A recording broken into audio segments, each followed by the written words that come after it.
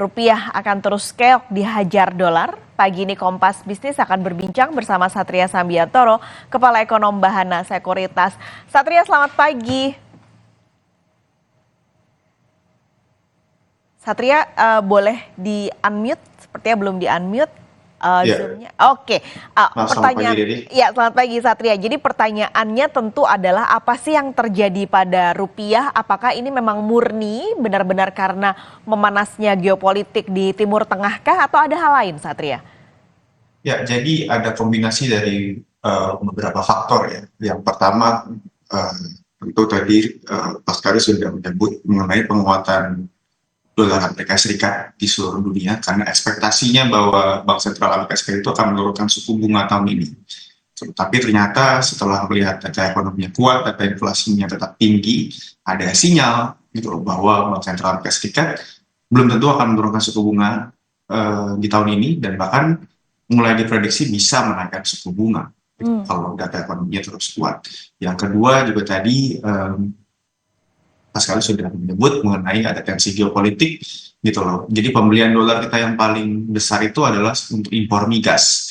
Dan kalau harga minyak sekarang sedang naik, ya itu pastinya akan berpengaruh pada permintaan dolar di pasar spot dan di pasar forward. Dan yang ketiga yang terakhir juga bukan hanya fenomena dari penguatan dolar ya Pascalis ya, tapi juga dari sisi domestik itu ada kebutuhan dolar yang cukup tinggi. Gitu. Istilahnya kalau sebelum bulan-bulan Mei Juni ini kan ada pembayaran utang luar negeri, pembayaran dividen dan lain-lain. Untuk ngasih konteks aja nih, betapa faktor domestik itu berpengaruh. Dolar itu menguat 1,5% dalam satu bulan, dolar indeks. Rupiah kemarin saja melemah 2% dalam satu hari. Jadi tidak hanya dari faktor strong dolar, gitu, tapi juga ada faktor dari sisi domestik yang berpengaruh pada pelemahan nilai tukar rupiah. Artinya tadi saya simpulkan ada dari dolarnya sendiri yang menguat, minyak karena kondisi geopolitik, tapi juga di domestik ada kebutuhan dolar yang cukup tinggi saat ini. Artinya sampai kapan ini pelemahan ini akan terus terjadi, Satria? Ya, ini sebenarnya adalah satu seasonal pattern yang biasa kalau kita melihat tidak hanya dari pelemahannya secara on point ya, gitu. Karena memang setiap tahun itu di bulan Mei, Juni, gitu, biasanya korporasi sudah mulai mengumpulkan dolar itu dari bulan April atau dari bulan Maret, gitu loh.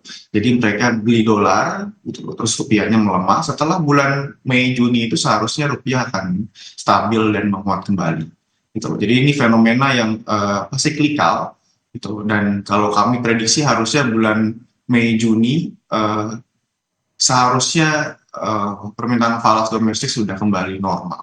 Oke, kembali normal apakah artinya rupiah bisa kembali turun di bawah 16.000? Nah, ini adalah satu pertanyaan yang sulit nih untuk dijawab karena kan rupiah itu tergantung dengan mata uang lainnya, itu termasuk dolar, termasuk Chinese yuan, termasuk Japanese yen.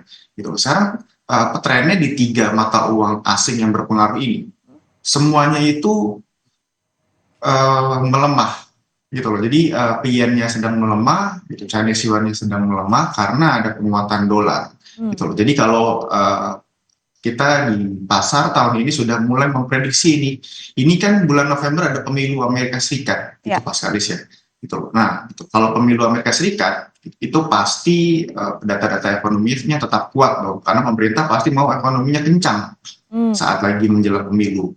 Mungkin ada gitu ya, kalau pemerintah Indonesia melakukan stimulus di Amerika Serikat juga bisa melakukan stimulus checks dan lain-lain yang ini bisa menaikkan inflasi dan pada akhirnya bisa membuat Fed itu tidak menurunkan suku bunga dan menguatkan dolar.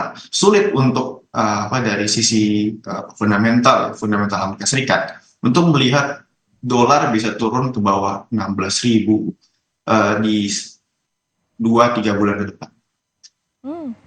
Jadi oke, sulit di bawah 16.000, tapi mungkin pelemahannya sudah tidak sekencang yang terjadi di bulan Mei Juni sekarang. Tapi apakah ada cara-cara nih misalnya Satria intervensi? Kalau tadi sempat ada pemberitaan Peri Warjio sudah bilang BI akan tetap di pasar, ada intervensi.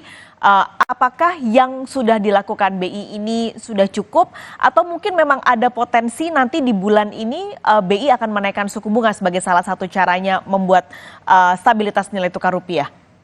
Ya, strategi intervensi yang dilakukan oleh Pak Peri dan Bank Indonesia sudah cukup berani ya dalam beberapa hari, bahkan dalam sebulan terakhir. Kalau misalnya pasca itu notice, cadangan devisa Bank Indonesia di bulan lalu itu sudah berkurang hampir 4 miliar dolar atau sekitar 6 triliun. Dan estimasi kami itu kemarin saja satu hari Bank Indonesia sudah intervensi sekitar 200 hingga 400 juta US dollar atau sekitar ya 3 triliun yuan sendiri gitu. Kalau di annualize ya mungkin yang bulan lalu itu berkurang 60 triliun juga, kalau diintervensi terus-terusan mungkin cadangan devisanya BI bisa berkurang dengan jumlah yang kira-kira sama di bulan ini gitu. Nah, kami melihat strategi intervensi yang berkelanjutan itu tidak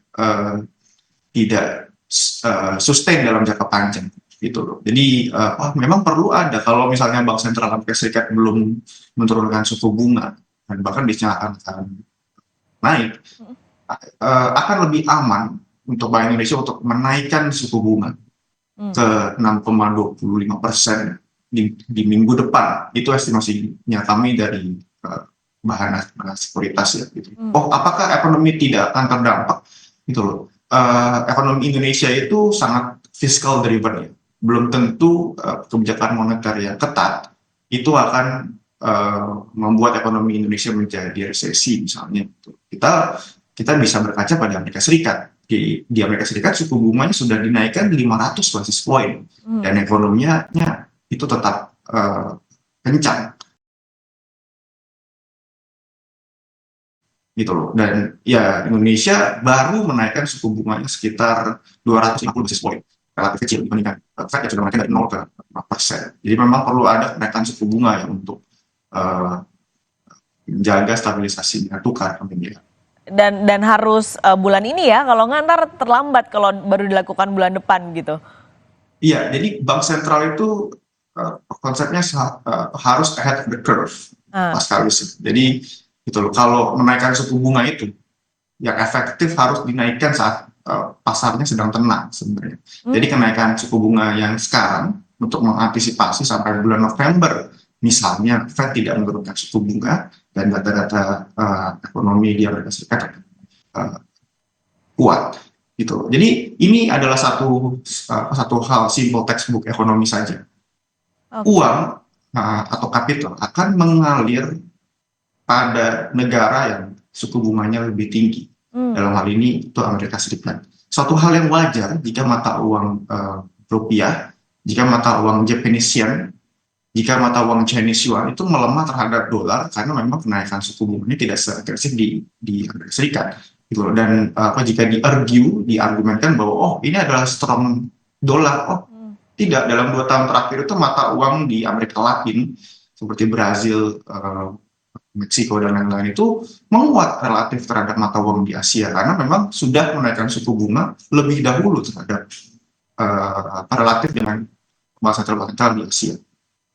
Oke, ini hal alamiah yang dilakukan investor tentu, mencari keuntungan yang tinggi dari negara-negara yang menawarkan bunga tinggi. Artinya kalau di Indonesia, BI tadi Satria bilang sebenarnya sudah cukup baik dan agresif melakukan intervensi. Tapi apakah ini intervensi-intervensi ini hanya ada di pundak Bank Indonesia saja atau adakah yang sebenarnya bisa dilakukan secara fiskal, dalam hal ini adalah Kementerian Keuangan?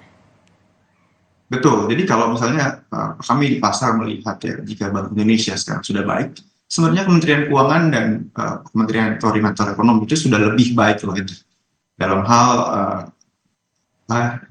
dinamikanya gitu, dinamika kebijakan. Saya mau ambil contoh, jadi kebijakan ekonomi atau kebijakan fiskal yang cocok dalam situasi sekarang ini adalah kebijakan fiskal yang ketat, gitu. Karena dengan kebijakan fiskal yang ketat itu jumlah issuance atau jumlah penerbitan surat utang bisa diredam, itu bisa menstabilkan pasar surat utang domestik. Kalau kami di pasar melihatnya seperti itu. Bu Sri Mulyani melakukan hal yang menurut saya sangat-sangat impresif.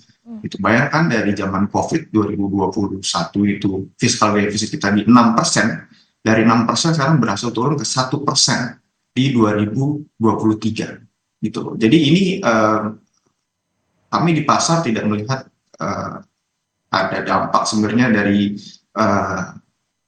fiskal atau concern ke fiskal untuk melemahkan nilai tukar rupiah gitu loh. Jadi justru gitu loh, tanpa adanya kebijakan yang sigap dari Kementerian Keuangan dan dari Kementerian Koordinator Ekonomi ya, yang sudah melakukan kebijakan seperti DHE ekspor dan lain-lain, nilai tukar rupiah bisa lebih lemah lagi dari sekarang tanpa koordinasi dari dua kementerian tersebut.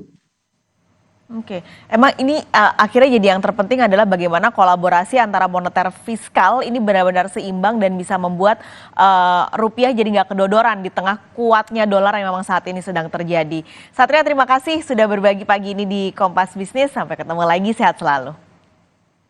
Terima kasih. Nah, saudara.